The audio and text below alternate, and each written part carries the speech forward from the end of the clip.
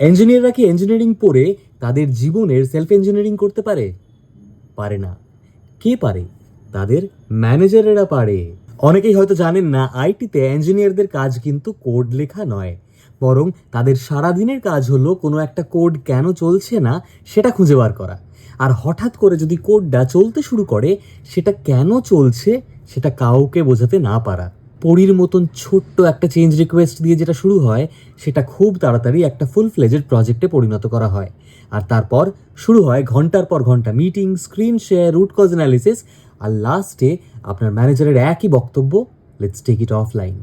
উইকেন্ডগুলো আপনার আস্তে আস্তে আপনারই ম্যানেজারের বাবার সম্পত্তি হয়ে দাঁড়িয়েছে।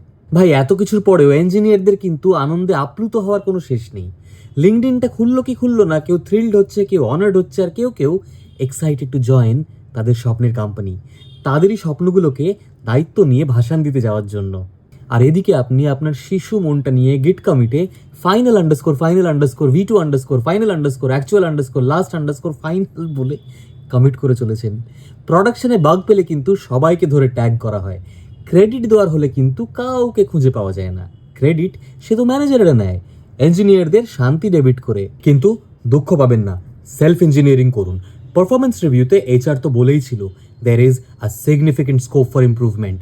অতএব আপনার কাজ এখনো শেষ হয়নি, আপনার নামে আরও একখানা টিকিট অ্যাসাইন্ড হয়েছে। আপনি তো ওয়ার্ক ইন প্রোগ্রেস মশাই।